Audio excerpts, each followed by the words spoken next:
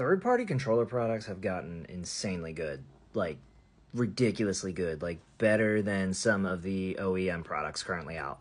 So when I was a kid, you would spend like 20 bucks to get an off-brand controller like this. This is a GameStop GameCube controller, and that would be primarily for your third or fourth controller for when you have friends over or whatever. It was never meant to be your primary game controller. These things were known to break. They were known not to last very long. So third-party controllers have always had this stigma about them that they suck, that they're inferior to OEM controllers, and somewhere in the last 10 years, that has changed drastically.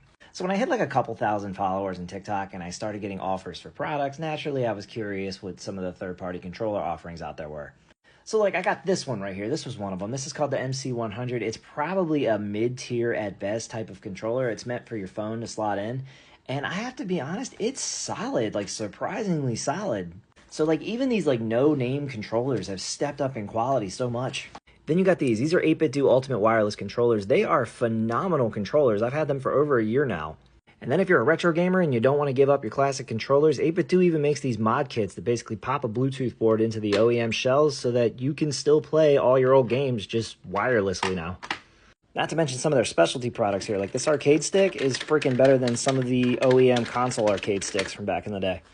Then there's these other companies out there. There's one called Nixie that really surprised me. Nixie's out there offering the best Switch controllers around. This is a GameCube-inspired Joy-Con controller. Like, look at this. This is ridiculous. This is one of their newer controllers. This is called the Master P1. And I mean, if you felt this thing in your hand, it feels like a quality controller. It doesn't feel like some cheap, lightweight piece of crap that third-party controllers used to be. I mean, look at this thing. Look at all the customization options on the back here. Like, this is insane to me. And they have other like really interesting inspired controllers. Now what I will say is that this does not feel 100% like an original GameCube controller. That's why I use the word GameCube inspired. But from a build quality standpoint, this is solid. And when you consider all the problem the standard Joy-Cons have, I would dare say that sometimes the third party might even be superior to OEM products these days.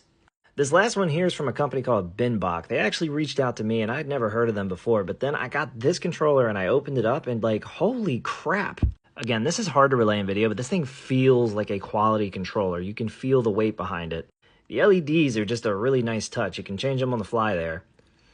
And from customization standpoint, I mean, look at this. I'm almost overwhelmed looking at it. There's 3 trigger buttons on the top here. There's macro buttons on the back here. There's all sorts of switches and knobs back here. You can basically make this controller into whatever the hell you need it for. We've definitely come a long way from this crap. Sony, Microsoft, and Nintendo need to step it up because they are not the only game in town anymore.